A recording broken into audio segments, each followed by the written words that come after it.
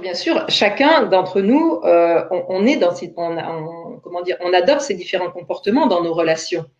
Donc, alors c'est déjà des fois ça dépend de notre état interne. Il y a des fois on est fatigué, donc on va être plus dans l'agressivité, ou voire plus dans la passivité, parce qu'on se dit j'ai pas envie de me battre, je suis fatigué. Donc il y a notre état interne. Il y a le contexte. Dans certains contextes, on va être plus, par exemple, le contexte professionnel, je vais peut-être plus avoir de facilité à être dans l'assertivité ou inversement dans le contexte personnel. Donc, on navigue dans ces différents comportements. Tous que nous sommes ici, je connais personne, même moi qui anime beaucoup sur ce sujet, je suis pas du tout 100% assertive, mais je sais même pas s'il y a quelqu'un. Alors, des fois, quand les gens me demandent, est-ce qu'il y a quelqu'un qui est vraiment proche de... Je dis peut-être le Dalai Lama, je sais pas. Mais bien sûr qu'on navigue tous dans ces différents comportements, mais souvent, on en a un ou deux, en fait, qui prédominent. Ok. Et il y a un test pour ça. Oui, c'est ça, il y a un test. J'allais dire, on va en parler dans quelques instants. Il y a un test pour apprendre à se connaître. Oui. Alors, Tassinon nous dit « Je n'ose pas dire les choses car j'ai peur d'être rejetée ». Et j'enchaîne avec une autre question. On va pouvoir aborder le point suivant. Nassera nous dit « Qu'est-ce qui peut nous empêcher d'être assertif, justement ?» Du coup, ça nous fait aborder le point suivant. Hein. Exactement. Sur les freins. Sur effectivement, qu'est-ce qui nous empêche d'être assertif. Alors là aussi, il y a plusieurs choses. Je vais prendre deux points qui reviennent régulièrement. Alors, on a des croyances. On a une croyance, c'est pas, ça n'a rien de religieux. Hein, c'est une conviction que l'on a à propos de soi, des autres, du monde. Et nos croyances, souvent, la majorité de nos croyances, en fait, se créent lors de notre enfance. Et je vais vous donner un exemple au regard de ça. Imaginons que vous ayez 5-6 ans et que vous assistiez au mariage de votre tante. Et ce jour-là, votre tante, elle a un beau chapeau fleuri avec des canaris dessus. Et vous regardez votre tante et vous lui dites « Tati, t'es moche ». Et il y a le parent qui est à côté. Donc le parent, soit il vous donne une petite tape sur les fesses, soit il vous dit « c'est pas gentil », soit il dit « tu auras une punition », etc. L'enfant, il peut en conclure quoi? Dans la vie, il ne faut pas dire ce que l'on pense. Ou dans la vie, dire les choses, c'est dangereux. Et qu'est-ce qui se passe? De cette expérience, on en crée une croyance. Et aujourd'hui, vous avez 20, 30, 40, 50, 60 ans, etc. Ça œuvre maintenant de manière inconsciente. Et vous êtes dans une réunion de travail, dans la vie, mais c'est inconscient, il ne faut pas dire ce que l'on pense. Il y a danger, il ne faut pas dire ce que l'on pense. Avec des amis, il ne faut pas dire ce que l'on pense, etc. Ça œuvre de cette manière-là.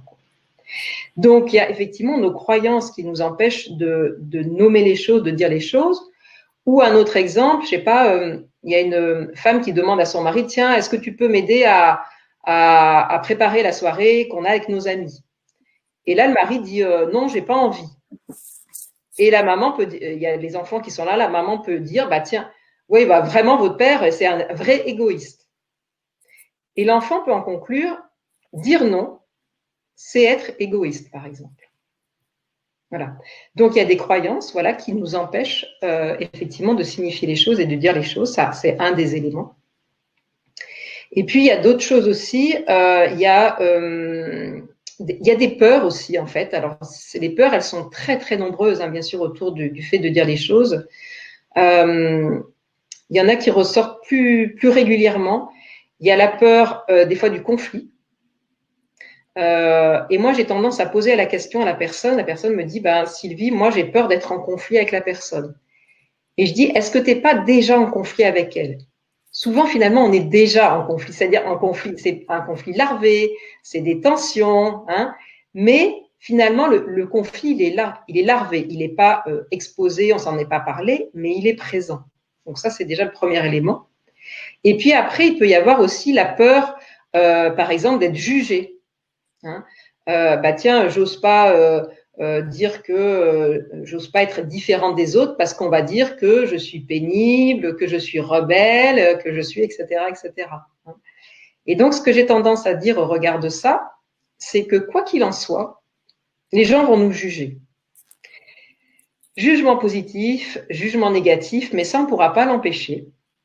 Et donc, qu'est-ce qu'on a parfois tendance à faire? C'est qu'on a tendance à se travestir quelque part pour essayer de convenir, de plaire, d'obtenir de la reconnaissance. Et donc là, l'idée, c'est de se dire, mais finalement, des fois, ça peut aller loin à vouloir effectivement plaire, convenir. Par exemple, moi, j'ai un ami, il aide tout le monde à déménager.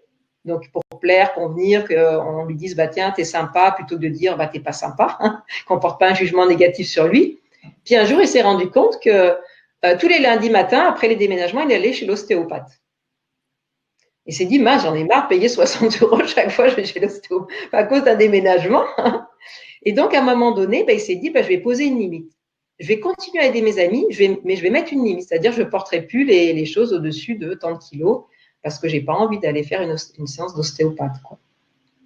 Et donc, quoi qu'il en soit, on va être jugé. Mais même une personne qui voudrait absolument être aimée par tous, qui va rendre service à tout le monde, qui va remplacer tout le monde au travail, qui va dire oui à tout, il y a des gens qui vont la détester, en tout cas porter des jugements de valeur négatifs sur elle en disant c'est quoi ce béni oui qui dit oui à tout? C'est quoi cette personne qui a aucun caractère, etc., etc.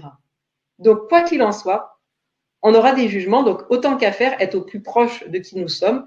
Et il y en a qui vont nous aimer, et puis il y en a qui vont pas nous apprécier. Ce soir, les gens qui me regardent, il y en a qui vont m'apprécier, et puis il y en a qui vont dire ça m'intéresse pas, ou j'aime pas comment est Sylvie, ou j'aime pas comment elle explique, ou etc., etc., ou d'autres qui vont adorer. Et c'est la vie.